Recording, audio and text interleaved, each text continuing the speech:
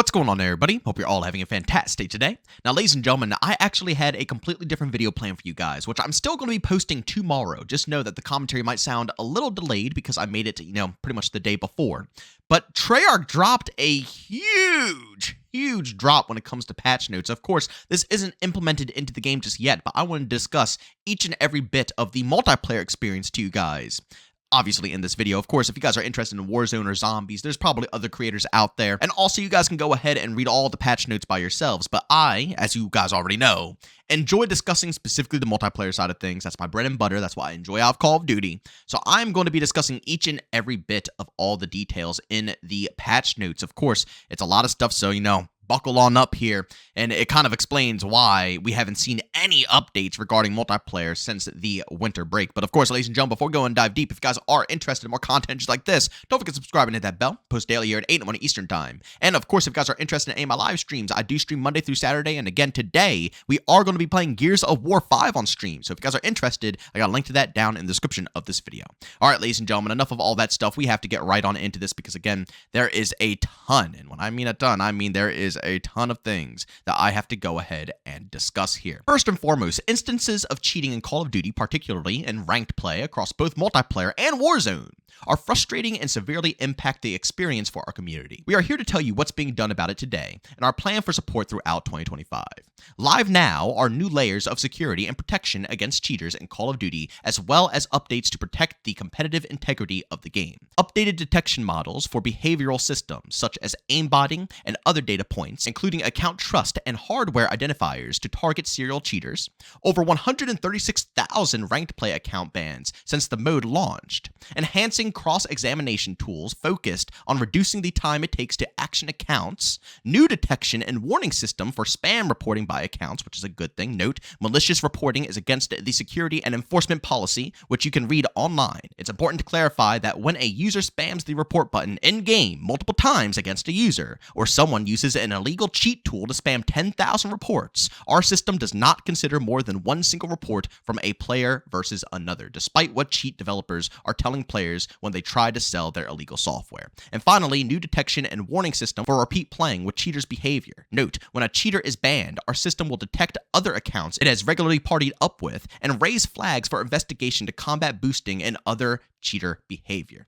I'll be honest with you guys, this is some pretty good news. Again, I'm glad that they're actually coming out and being a bit more open with us. I'm not fully convinced that they are going to be devoted to this community just yet. I'm going to give them a few more months to see how they actually cook up because Sledgehammer Games really, set a huge example. But for them to come out and once again confirm that, again, you can't mass report when it comes to going ahead and reporting accounts, which I still find a bit fishy because, let's be honest here. I've seen a lot of people go through this similar situation, but, they're claiming it's not a thing and they're being very open with us, which is something that we've been asking for a while now. So I guess it's up to you guys to really decide if you think it's true or not. And I want you guys to go down in the comment section and let me know. Do you guys think that they're telling the truth, that you can't go ahead and spam report accounts and you will get in trouble? Or do you think that, it's a lie? And of course, that you could spam as many people as you want to go ahead and do so too. And also seeing that they're going after players who are partying up with cheaters is also another phenomenal feature. I'm very glad that, again, people who are using cheaters to boost them through the ranks are going to be penalized as well, not just the cheaters. This is something that has to happen across the board. So again, all in all,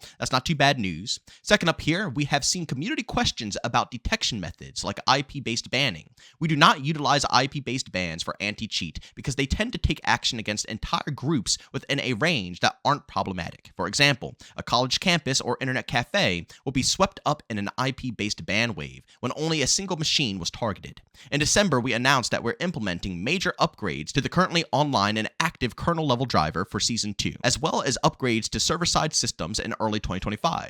Here's more on what to expect from these updates and when they are set to be added. Season 2, you can expect new and improved client and server-side detections and systems, major kernel-level driver update, improvements to driver security and reinforced encryption process, and new tampering detection system. And then for Season 3 and beyond, a multitude of new tech, including a brand new system to authenticate legit players and target cheaters. Note, as we get closer to Season 3, we'll dive a little deeper on these systems. However, it's important we don't provide too many details that could give cheat developers a peek behind the curtain. We are not slowing down in our mission to shut down cheaters whose only mission is to ruin the fun for everyone else. And we are confident that the combination of the updates above, as well as ongoing improvements to our detection systems and Activision's continued legal action against illegal cheat sellers, will provide a demonstrably healthier gameplay experience going forward. Again, I'm leaving it up to you guys if you think that this is true or false, but it's good to see, once again, details on what's going on within the game. You guys know me. I try to cover both sides of the story, and every single negative video I've put out so far is that they are not being open with us, they're not talking to us, and they're not keeping us in the loop. Now, I am disappointed we aren't seeing any updates, I'm assuming, until Season 2, but they are being open about a lot of the stuff that's going on here, as open as they can be, and I'm happy that they're going ahead and taking those steps. Although I am salty that they don't do IP-based banning. I don't know what you guys think about this. I want to know what everybody thinks down below. I understand that they're worried about, catching a lot of strays when doing IP-based bans. But at the end of the day, I still think it's the most efficient way of doing things. But regardless, I want people with, real knowledge of how these systems work to go down below and let us know if they are being legit with us or if they're just, basically capping about the overall situation. But again, it's good to see that they're giving us the plans for Season 2 and Season 3. Next up here, server stability, packet loss, and lobby crashing. We've seen community reports of increased rubber banding, packet loss notifications, and server disconnects in recent weeks, especially in ranked play, and in certain regions where some players may not have access to as many servers as others. We have been monitoring match activity closely, including identifying suspicious accounts that appear in multiple crashed lobbies. The team at Demonware has narrowed down some specific causes of these issues that can affect all players, and new improvements have been made to Call of Duty server infrastructure this week to reduce targeted cases of malicious activities on our infrastructure and players. While this is an industry-wide issue, we remain committed to combating individuals and organizations who intend to ruin the gameplay experience for others. With these new improvements now in place for both Black Ops 6 and Warzone, we're already seeing improvements in stability on the back end. While this isn't a one-size-fits-all solution for every potential issue with the online experience, we're confident in the results we've already seen in practice. In addition to these improvements, the team has also solved some server issues in regions that had recently experienced instability, and will continue to act quickly to resolve these as they pop up. As always, the Call of Duty team will continue to keep a close eye on performance and make adjustments as necessary to deliver the best possible player experience. Again, I'll be honest with you guys, from my personal experience with Black Ops 6, I have not been getting bad servers so far. My ping has been decent, and I've been getting no packet loss. But that's just my personal experience. Same thing with the anti-cheat. So far, I haven't seen any cheaters in the past few days that I've been playing the game. So from my experience right now, I'll be real, it does seem that some of the changes that Treyarch have done behind the scenes so far are solid. And with that being said, I'm really hoping that Season 2 will be a bang when it comes to really locking down these cheaters and also fixing up the servers, because the servers are in a very bad state right now. And I'm glad that they're bringing it to light and they're not just trying to, shove it under the rug. I'm glad that they're actually making a whole category to the server stability and the packet loss, and lobby crash, all that stuff. I'm glad that they're hyper-focusing this and letting us know about it. But again, that's just my personal experience. I want to know what you guys are, feeling so far. If anybody's still playing Black Ops 6, go down below. Let me know. Has your experience improved when it comes to the connection to the lobbies, or has it gotten worse? Moving on here, though, an update from the disruptive behavior team on voice moderation. Since its initial rollout in 2023, Call of Duty's in-game voice chat moderation system has been an essential tool in reducing our players' exposure to hate speech, harassment, and derogatory language in voice comms. You can read our previous progress report for background on results. Players should have the freedom to trash talk, and we are constantly working with our teams to make sure moderation is solely targeting conversations that veer into derogatory territory. The disruptive behavior moderation and player support teams are constantly examining our moderation systems to make sure that we get this distinction right. We employ regular tuning sessions conducted by humans to improve the accuracy of the voice moderation detection systems based on our code of conduct, which specifically calls out the type of inappropriate language we target. Stay tuned later this year for a new progress report from the disruptive behavior team examining results for voice and text chat moderation. This one I'm still a tad bit iffy with. I'm glad that they're trying to perfect it, but I'll be real with you guys, I still don't enjoy the fact that they are pretty much tracking everybody's microphone and that they can hear everything that's going on within the game. I understand that they're trying to make it a clean, healthy experience for everyone. But, at the cost of what? I understand that they're saying that, humans are putting together the system, which is phenomenal. I'm glad that humans are putting together the system. But after the humans, who does the moderation? The AI bots, not the humans. The humans aren't sitting here tracking everybody's work. No. The AI is constantly going through and trying to track who's saying what, who's saying something bad, who's saying something good. And the people who put together those bots, yeah, it's people who do that. But I still don't think you can trust a bot to determine, who's saying what within the game. Trash talk is, it's normal within the Call of Duty world. And honestly, I still feel like they're trying to force us down and not be able to say what we want to say. Not saying that you should say whatever you want, because a lot of things shouldn't be said. And, people should get banned for saying certain things within the game, no doubt. But again, like I said, there's a mute button for a reason, I don't think that people should be getting voice comm banned for not even having their audio enabled, cough, cough, like me. So I'm curious to see how these changes are going to go, but again, only time will tell. Moving on, incoming Black Ops 6 updates. In addition to all the new maps, modes, and rewards coming on day 1 of Season 2, Treyarch has prioritized several gameplay updates, quality of life improvements, playlist changes, and notable bug fixes scheduled for Season 2 launch based on player feedback, as well as key updates to ranked play. Global challenge tracker, up to 10 manually tracked challenges or 10 nearest completion. Separate HUD preset settings for multiplayer and zombies. Reduced collision with teammates to improve maneuverability around tight spaces and doorways with nearby teammates. Thank God. The challenge tracker, whatever, in my personal opinion. I don't really, go for challenges, but I'm happy for everybody who does, because that's huge. Being able to track them in-game is great. The separate HUD preset, which is another huge thing. I only play in multiplayer, so I don't really worry about this, but I hear from zombie guys all the time that it's really annoying. I have to bounce back and forth and, get everything set. Forget that noise. I'm glad they're fixing it. But the reduced collision with teammates is outstanding, because I can't tell you guys how many times, once again, with all the small maps in this game, and the Omni movement, you just can't do what you want to do because you're too busy clunking around on all your teammates because the maps are too dang small. So again, I'm hoping that all of the stuff is going to be outstanding and it really improves the overall experience. And I'm really curious to try it out when it comes to Season 2.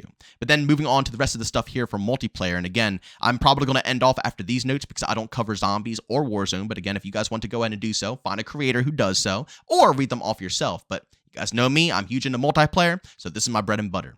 Multiplayer, gameplay and quality of life updates, weapon bounce pass, bullet penetration updates, further reducing weapon motion when jumping, sliding, and diving with the dexterity perk equipped, which is huge, improving player visibility and kill confirmed by reducing the height of dog tags, simplifying expanding requirements for several prestige calling card challenges.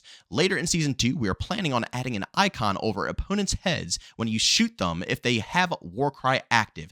Absolutely massive. So they've got faster health regen. This should clear up confusion in firefights where you didn't know why an enemy with more health was able to survive an engagement. That's a freaking massive one. A lot of people think that, it comes down to the game cheating them or skill-based damage or something like that, but a lot of time people have Warcry active, which gives them the damage, I think it's a damage boost and also a health boost, maybe a momentum boost, I'm not sure, but and you don't know. You have no clue who has Warcry active. So being able to see who actually has that active is going to be huge for the future. Then moving on to the playlist changes, expand the number of featured playlist slots, bringing Gunfight back to featured playlist, keeping Stakeout 24/7 in featured playlist and or quick play, and planning a small map mosh pit shortly after season launch for camo grinders. Bro, all the maps are small. I don't know what type of mosh pit you're trying to make here. But they're all small. But again, that's good. I'm glad they're thinking about the overall community here. And then moving on to high-profile bug fixes. Gearhead will now properly increase the charge rate of field upgrades. Free-for-all will accurately calculate the scoreboard by kills, and the winner circle will accurately showcase the top 3 free-for-all players. Thank God. I don't know why it took until Season 2 to fix free-for-all. That's kind of insane if you ask me, but overall, again, I'm happy it's getting changed. Ninja will no longer be able to reset between respawns or round transitions in certain game modes, and fixes and tuning updates for a large number of calling card challenges. Ladies and gentlemen, that's pretty much everything they listed here for us. I don't know if it's going to be anything else when the actual Season 2 drops, but overall, I'm not displeased. I'm actually kind of happy with these updates here. They're being very open with us. This is exactly what I wanted from the Treyarch team. I want them to talk about the game, acknowledge a lot of the problems, like, again, the servers and stability and all that stuff. I'm still a little sketched out about how they're claiming that, their chat bots don't, bother when it comes to people mass reporting. Well, not chat bots, but their anti-cheat doesn't bother when it comes to people mass reporting accounts. I still think that you can mass report accounts. But again, I want you guys to go down in the comments section. Let me know what you guys all think about all this information here. Do you think it's good? It's bad? Like I said, my opinion, not shabby. I'm very happy that they're putting out some, good patch notes here, and it's a lot of stuff to indulge in. I think Season 2 is going to come with a lot of good changes, and hopefully it's only going to improve the overall future. Of course, don't get me wrong, guys. Skill-based matchmaking is always going to be there. That's going to be ruining the overall Call of Duty experience, so on and so forth. There's always going to be something that Activision is doing, the microtransactions, so on and so forth. But you guys know on this channel, I like to critique the developers as well. I go at Activision's throats all the time, but I like to also acknowledge if Treyarch or whatever team is making the game is doing a good, solid job. I did it with Sledgehammer Games with Modern Warfare 3 2023. Gave them praise all year long because they did a solid job.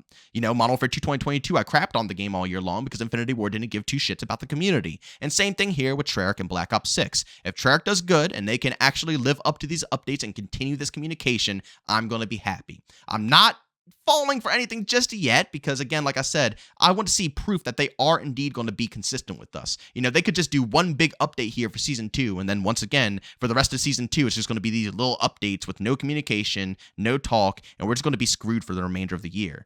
I don't want to see that. I don't want to encourage that. So although I do encourage what's happening here, and these updates are really huge for the community, and this communication is very huge for the community, I say be patient until we get more. And when they finally start doing this consistently, then we can actually change opinions, change, how we're acting towards them, and maybe be a bit more happy with how Treyarch is handling things. But overall, pretty decent patch notes. But again, guys, go down in the comments section. Let me know what you guys think. Good, bad, in between, no matter what it is, I want to know what you guys think down below. But as always, if you enjoyed today's video, leave a like. If you hate it, leave a dislike. Don't forget to subscribe and hit that bell. I post daily here at 8 in the morning Eastern time. And of course, if you guys are interested in any of my live streams, I stream Monday through Saturday over on Twitch. You guys find a link to that channel down in the description of this video. But as always, thank you for tuning in, and I'll see you all next one. Peace out.